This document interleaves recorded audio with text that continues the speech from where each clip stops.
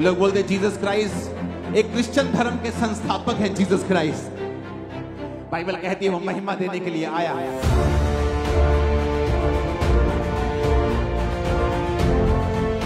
Jesus ने कहा तुम जो बेइज्जती से भरे हुए थे, अब मैं तुमको महिमा दूंगा। आज जितने लोग यीशु मसीह को ग्रहण करते हैं, परमेश्वर आपकी इज्जत को बढ़ाने के लिए जा रहा है।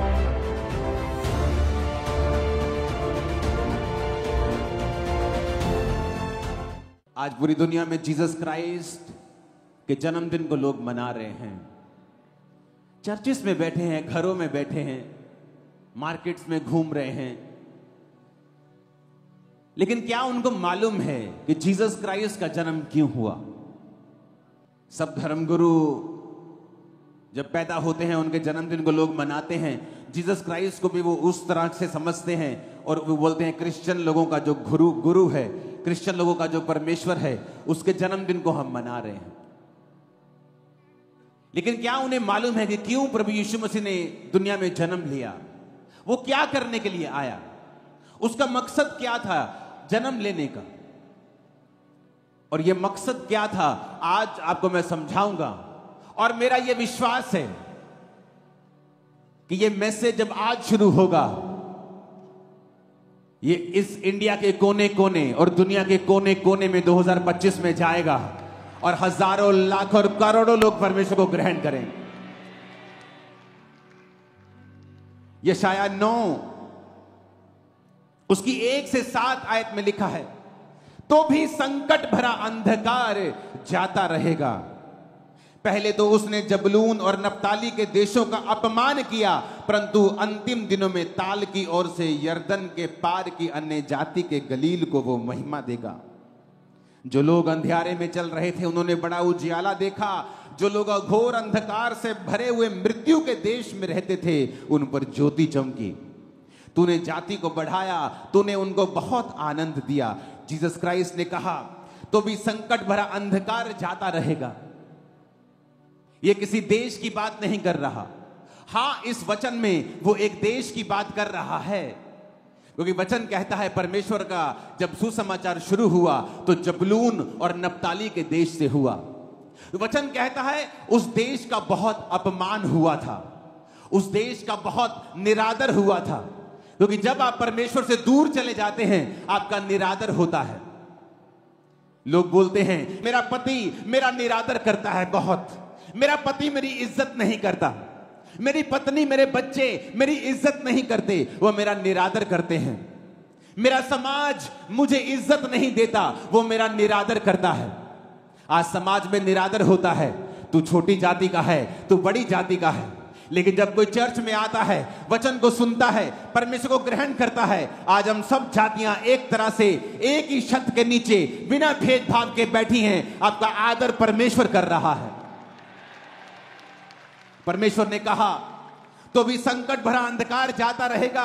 पहले तो उसने जबनूल और नप्ताली के देशों का अपमान किया, परंतु अंतिम दिनों में वो अन्य जाति को गलील को महिमा देगा। परमेश्वर ने वचन में लिखा है जब जीसस क्राइस्ट ने प्रचार करना शुरू किया तो जबलून और नप्ताली के देश से, गलील की झील से उसने प्रचार करना शुरू किया।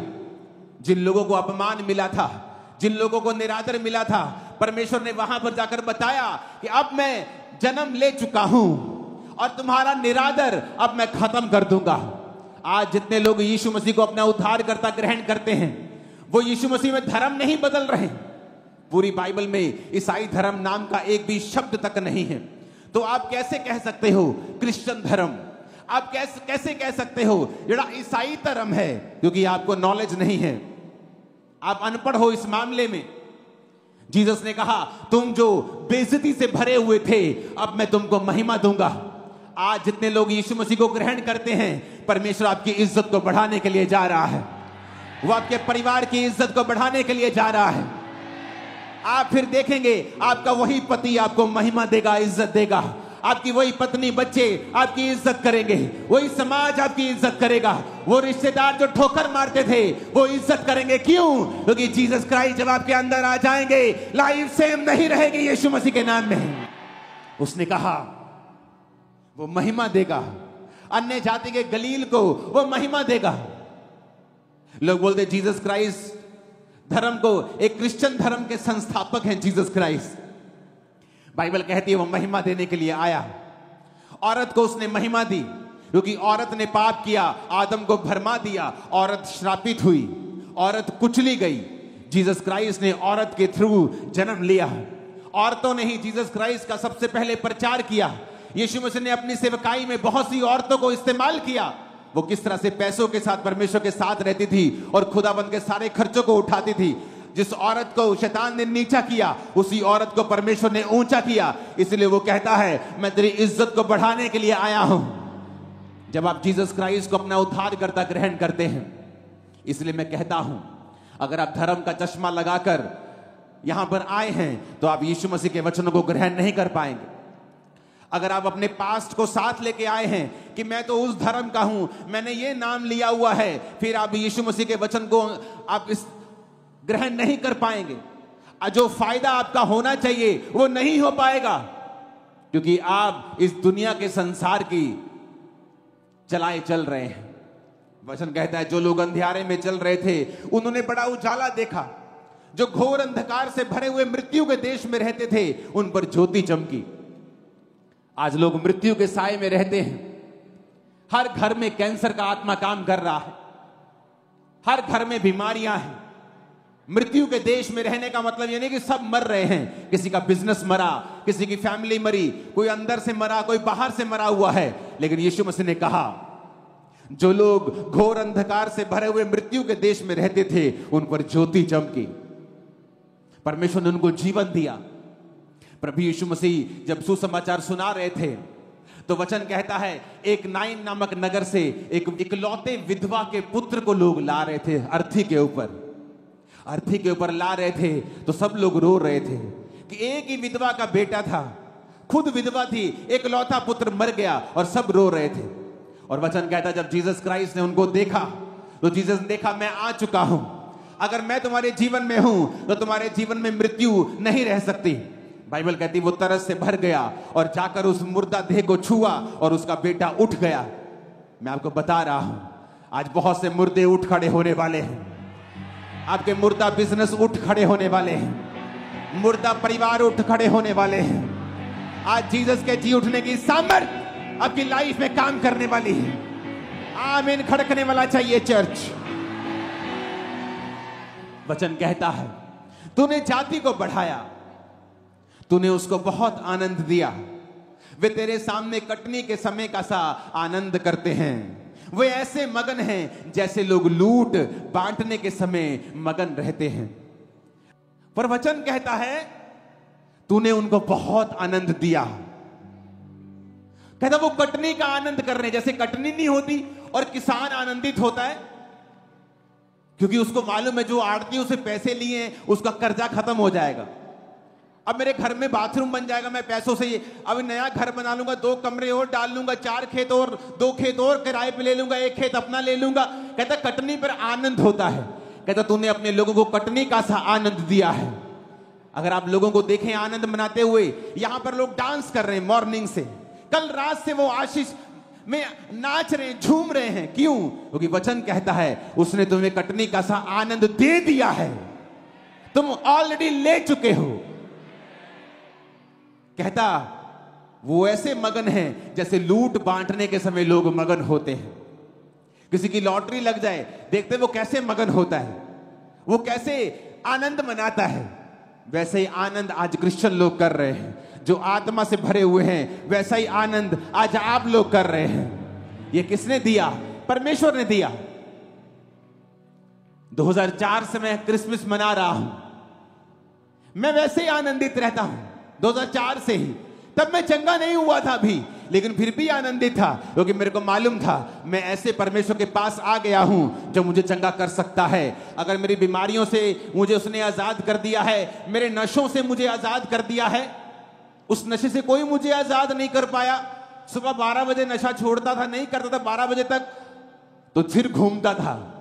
मैं आनंदित था 2004 में कि परमेश्वर ने मुझे आजाद किया।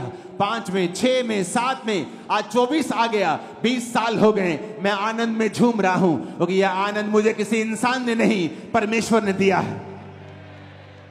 किसी इंसान ने दिया होता तो जब वो मुझसे नाराज होता मुझसे छीन लेता। ये तूने मुझे बर्थडे विश नहीं किया, दे मेरा आनंद। तो मेरे कहने में आया नहीं, मेरा आनंद वापस कर दे। लेकिन बाइबल कहती है आनंद तुम्हें परमेश्वर ने दिया है, और यही आनंद वो देने के लिए इस पृथ्वी के ऊपर आया। मैं आपको बता सकता हूं, आज लोग फेक लाइफ जीते हैं, खरबों रुपया होने के बावजूद भी वो खुश नहीं है, आनंदित नहीं है। लेकिन आज देखो आप आनंदित हो, मैं आनंदित हूं, अपनी जिंदगी से अब आप आनंदित हैं, क्योंकि ये आनंद हमें परमेश्वर ने दिया है। उसने कहा तूने जाति को बढ़ाया, तूने उनको बहुत आनंद दिया है। 4 आयत में लिखा, क्योंकि तूने उनकी गर्दन पर के भारी जुए, उनके पहंगे के पांस और उन पर अंधेर करने वालों की लाठी और इन सबों को ऐसा तोड़ दिया है जैसे मिधानियों के दिन में किया था। क्योंकि युद्ध में लड़ने वाले सिपाहियों के जूते और लहू में लथड़े हुए कपड़े सब आग का कोर हो जाएंगे। 6 आयत में लिखा, क्योंकि हमारे लिए एक बालक उत्पन्न हुआ। खींच के हालेलुया बोलो जरा। हमें एक पुत्र दिया गया है, हालेलुया। प्रभुता उसके कांधे पर होगी, उसका नाम अद्भुत युक्ति करने वाला, पराक्रमी परमेश्वर, अनंत काल का पिता और शांति का राजकुमार रखा जाएगा। उसकी प्रभुता सर्वदा बढ़ती रहेगी, उसकी शांति का राज का अंत ना होगा। इसलिए वह उसको दाऊद की राजगद्दी पर इस समय से लेकर सर्वदा के लिए न्याय और धर्म के द्वारा स्थिर किए और संभाले रहेगा। सेनाओं के यहोवा की धुन के द्वारा ये हो जाएगा। ऊंची आवाज से बोलो हालेलुया। वचन में लिखा है, यशाया 2 और उसकी 4 आयत में कहता है, जाति जाति का न्याय करेगा, देश देश के लोगों के झगड़ों को मिटाएगा। वे अपनी तलवारें पीट कर हल के फाल और अपने भालों को हंसियां बनाएंगे। तब एक जाति दूसरी जाति के विरुद्ध फिर तलवार ना चलाएगी, ना लोग भविष्य में युद्ध की विद्या सीखेंगे। कैसे ये दुनिया आज 400 करोड़ क्रिश्चियन लोगों से भरी हुई है, क्योंकि हमारा परमेश्वर ये सिखाता है कि तुम्हें तलवार चलाने की जरूरत नहीं है। कहता भविष्य में तुम तलवार की शिक्षा नहीं सीखोगे। आज कोई आपका विरोध करता है, चर्च कभी नहीं कहती तलवार ले जाओ और उन लोगों के खिलाफ खड़े हो जाओ। इसीलिए हम 400 करोड़ हैं, आज के बाद 401 करोड़ हो जाएंगे। कहता भविष्य में लोग युद्ध की विद्या नहीं सीखेंगे, आत्मा से भरे हुए मिलेंगे। Hallelujah, hallelujah. परमेश्वर का वचन कितना शानदार है, तसल्ली देने वाला है। उसने कहा तुम्हारी गर्दन पर के जुए को वो तोड़ डालेगा, अंधेर करने वाले की लाठी जो तुम पर शैतान की बचती थी दुखों की, वो तोड़ डालेगा। जब सिर पर जुआ होता है, वो औरतों के जो पट्टे उठाकर चलती, कभी उनको देखा है, सिर पर पट्टों की पंड होती है, और जब वो कोई बोलता है कि बहन जी कितना, वो ऐसे आंखों से देखती है कि ठीक है जी, क्योंकि वो ऊंचा नहीं देख सकती, इधर नहीं, गर्दन नहीं घुमा सकती। जीसस ने कहा वो तुम्हारे जुए को तोड़ डालेगा। उसका वचन कहता है जो जुआ तुम्हारे सिर के ऊपर है, जो शैतान ने बीमारी का डाला, गरीबी का डाला, श्रापों का डाला, उसने कहा वो जुआ तुम्हारी गर्दन पर से वो तोड़ देगा। वो लाठी अंधेर करने वालों की जो तुम्हें मारती है, शैतान की लाठी, कि जैसे मैं कुछ अच्छा करने वाला होता हूं मेरे घर में बीमारी आ जाती। जैसे हम अपना घर बनाने लगते हैं, कोई एक्सीडेंट हो जाता है, हम कर नहीं पाते, ये लाठी है शैतान की। और परमेश्वर ने कहा हमें एक बालक दिया गया है, जो कोई उस बालक को ग्रहण करेगा कि वो हमारे लिए आया, परमेश्वर उस अंधेर करने वालों की लाठी को तुम्हारे जीवन से तोड़ देगा। वो जुआ जो तुम्हारे सिर के ऊपर है, जो तुम्हें ऊंचा नहीं देखने देता, परमेश्वर कहता मैं उसे तोड़ डालूंगा। आज वो सारे जुए टूट जाएंगे, आज वो सारी लाठियां टूट जाएंगी। यीशु मसीह के नाम में आमीन। ऊंचा चाहिए। Hallelujah, hallelujah. ये वचन जो मैं आपको सुना रहा हूं, ये जीसस क्राइस्ट के जन्म से 700 साल पहले का सुना रहा हूं। अभी तक यीशु मसीह जन्मे भी नहीं थे और ये 700 साल पहले सब बातें यशाया नबी के द्वारा लिख दी गई थी कि ऐसा ऐसा होगा, एक कुमारी गर्भवती होगी। यशाया 11 उसकी 1 से 10 आयत में लिखा है, यीशे के ठूंठ में से एक डाली फूट निकलेगी, उसकी जड़ में से शाखा निकलकर फलवंत होगी। यहोवा का आत्मा बुद्धि समझ का आत्मा, युक्ति पराक्रम का आत्मा, ज्ञान और यहोवा के भय का आत्मा उस पर ठहरा रहेगा। किसकी बात वो कर रहा है? बोलो, जीसस क्राइस्ट की बात हो रही है। यशाया 7 उसकी 14 आयत में लिखा है, इस कारण प्रभु आप ही तुमको एक चिन्ह देगा, सुनो, एक कुमारी गर्भवती होगी और पुत्र जनेगी और उसका नाम इमैनुअल रखेगी। जो लोग सवाल उठाते थे कि इमैनुअल ये कैसे हो सकता है, जीसस क्राइस्ट ये कुंवारी के पेट से, कोई कुंवारी कैसे गर्भवती हो सकती? बाइबल कहती है ये यीशु मसीह के जन्म के 700 साल पहले लिखा गया था कि यहोवा तुमको एक चिन्ह देगा कि जो दुनिया का उद्धार करता आएगा धरती के ऊपर, वो संपूर्ण मनुष्य होगा लेकिन आदमी के बीज से पैदा नहीं होगा। वो संपूर्ण मनुष्य भी होगा और संपूर्ण परमेश्वर भी होगा, लेकिन वो सिर्फ स्त्री के बीज से, स्त्री के वंश से पैदा होगा।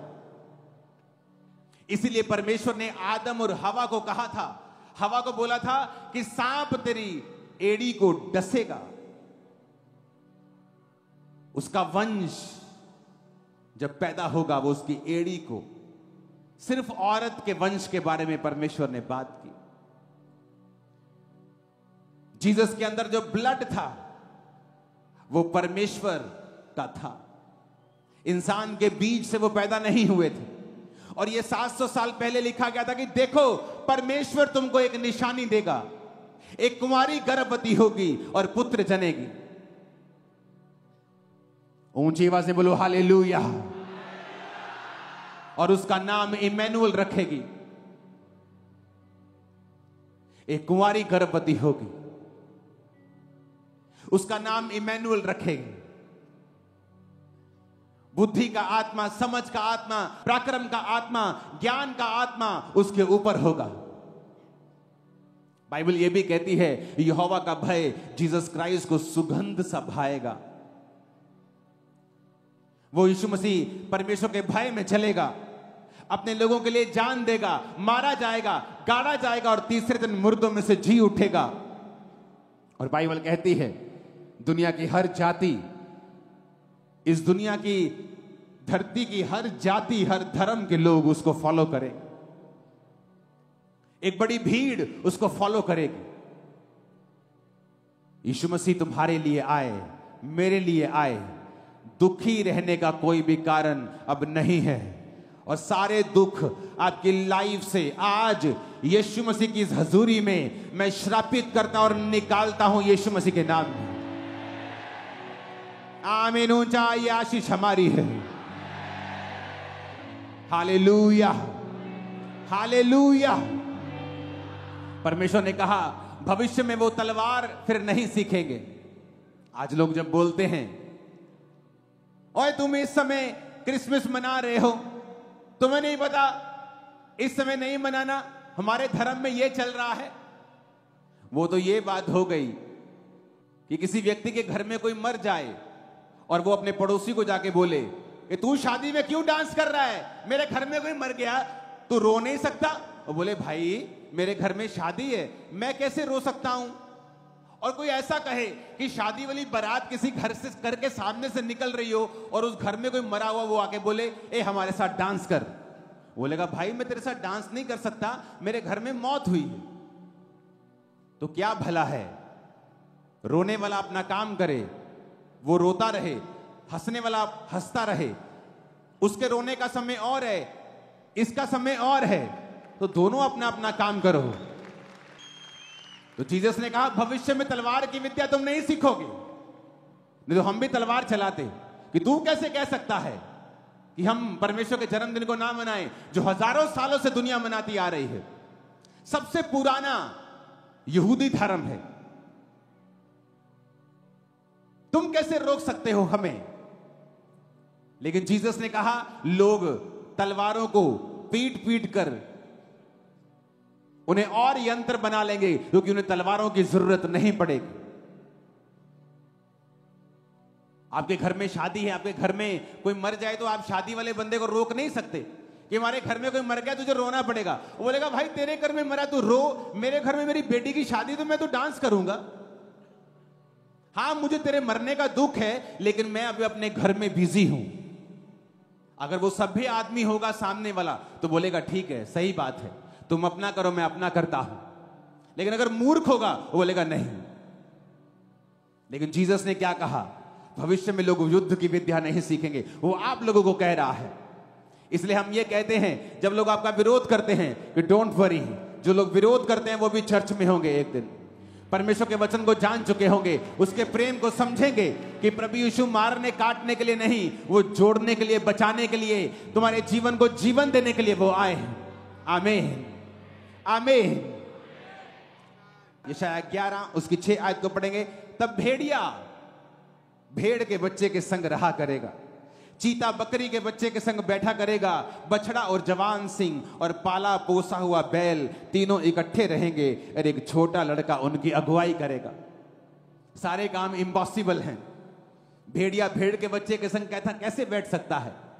लेकिन बाइबल यह कहती है कि जो शाऊल था, पौलुस बन गया बाद में, वो एक भेड़िया था।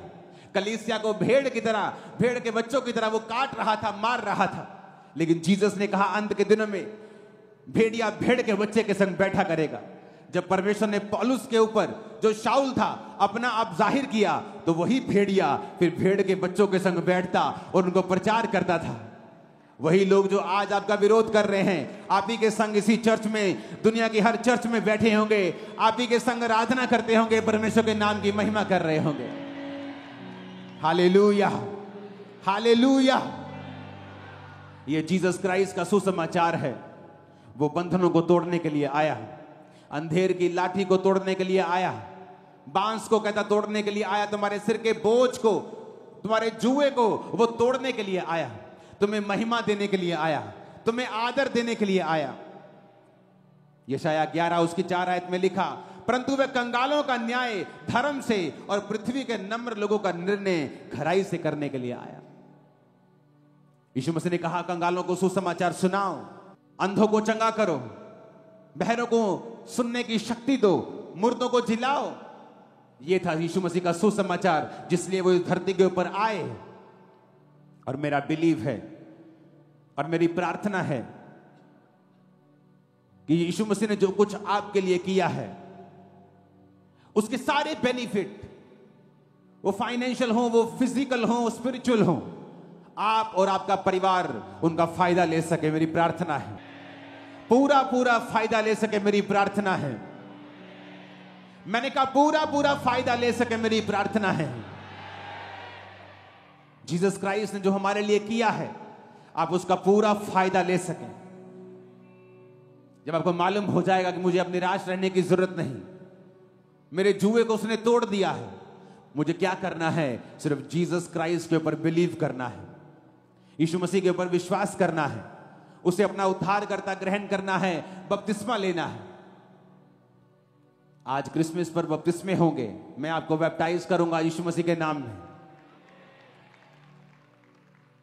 और आप समझ जाएंगे इस वचन को, जो वचन बाइबल में लिखा है कि जो विश्वास करेगा और बपतिस्मा लेगा उसका उद्धार होगा। वो किस उद्धार की बात कर रहा है? क्योंकि इस दुनिया में जब आप उद्धार शब्द को सुनते हैं, आपको लगता है ये कोई स्पिरिचुअल बात हो रही है। लेकिन जीसस क्राइस्ट ने अगर आपके शरीर को बनाया है, तो वो सिर्फ आत्मा की बातें आपसे नहीं करता। पतरस ने कहा, परमेश्वर हम सब कुछ छोड़ के तेरे पीछे हो गए हैं। जीसस ने कहा, ऐसा एक भी नहीं है जिसने खेतों को, पैसों को, फैमिली को, बाल बच्चों को मेरे लिए छोड़ दिया हो और इस समय 100 गुना ना पाए और परलोक में अनंत जीवन। कि जो कुछ तुमने छोड़ा है तुम 100 गुना पाओगे और तुम साथ में परलोक में अनंत जीवन भी पाओगे। तो जीसस ने सिर्फ आत्मा की बात नहीं की। जब परमेश्वर ने अब्राहम को कहा कि तू अब्राहम की आशीष तेरे को मिलेगी, तो अब्राहम की आशीषें सिर्फ आत्मिक नहीं थी, शारीरिक भी थी और आत्मिक भी थी। आज आप सिर्फ जब परमेश्वर को ग्रहण करते हैं, उद्धार सिर्फ आत्मा का नहीं होता, वो आपके शरीर का उद्धार करता है, परिवार का उद्धार करता है, मन का उद्धार करता है, दिमाग का भी उद्धार करता है, सोचों का उद्धार करता है, फैमिली का, नेशंस का, देशों का, मोहल्लों का उद्धार करता है। उसका उद्धार बहुत बड़ा है। हालेलुया। जब आप जीसस क्राइस्ट को आज ग्रहण करते हैं, जब आप उसको अपना जीवन देते हैं, वो उद्धार आपके चारों दिशाओं में आप उसे अपने जीवन में आता हुआ देखेंगे।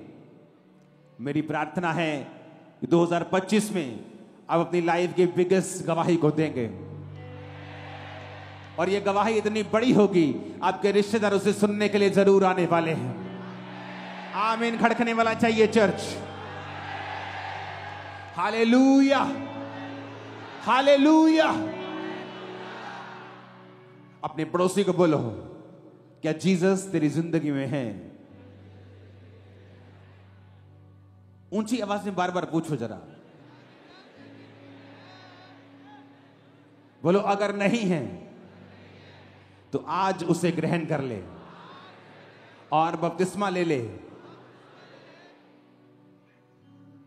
मैं आपको बता रहा हूं, खुशी, आनंद, लाइफ की आशीषें खुदा के हाथ में नहीं है, आपके हाथ में है।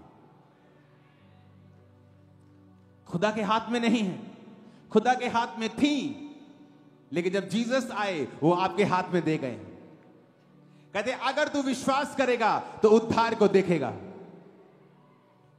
उस औरत को बोला जिसका भाई मर गया, अगर तू विश्वास करेगी तो खुदा की महिमा को देखेगी। कहती है कि भाई था, हम लुट गए प्रभु। मरियम, मार्था, हम लुट गए। दोनों बहनें बोलती थी मर गए हम, एक ही भाई मर गया हमारा। खुदा कहता नहीं, तेरे हाथ में है। अगर तू विश्वास करेगी तो खुदा की महिमा को देखेगी। आपके हाथ में है। विश्वास करोगे, आज बपतिस्मा लोगे, तो खुदा की महिमा को तुम देखने वाले हो। खुदा की महिमा को तुम देखने वाले अपने घरों में, यीशु मसीह के नाम में। हालेलुया। आपके हाथ में है। अपने पड़ोसी को बोलो, तेरे हाथ में है। तेरी खुशी, तेरा बेस्ट फ्यूचर तेरे हाथ में है। अगर तू यीशु को ग्रहण करेगा, अपना उद्धारकर्ता मानेगा, बपतिस्मा लेगा, उसके पीछे चलेगा, पाप ना करेगा, तो सब कुछ खुदा तुझे देगा। वो तेरे हाथों में है।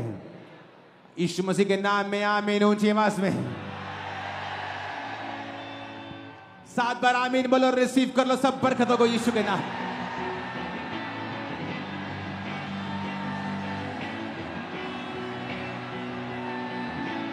Hallelujah, hallelujah.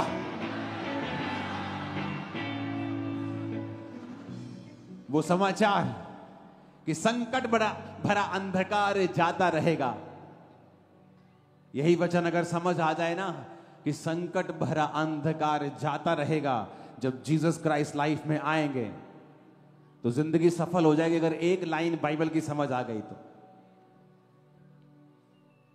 संकट भरा अंधकार जाता रहेगा।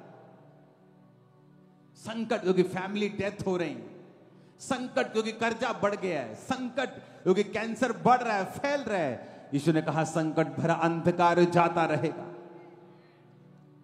वो जाता रहेगा। जिन देशों ने अपमान सहा, उन देशों को परमेश्वर महिमा देगा।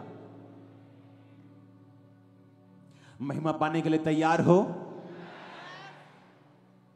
मैंने कहा इज्जत लेने के लिए तैयार हो? संकट भरे अंधकार से आजाद होने के लिए तैयार हो? परमेश्वर के गहरे वेदों को परमेश्वर के दास के द्वारा जानने के लिए और ऐसी और नई वीडियोस को देखने के लिए हमारे YouTube चैनल को सब्सक्राइब करें और साथ में बेल आइकन को प्रेस करें, ताकि ऐसी और नई वीडियोस की नोटिफिकेशन सबसे पहले आप तक पहुंचे। जुड़े रहें परमेश्वर की हजूरी के साथ। God bless.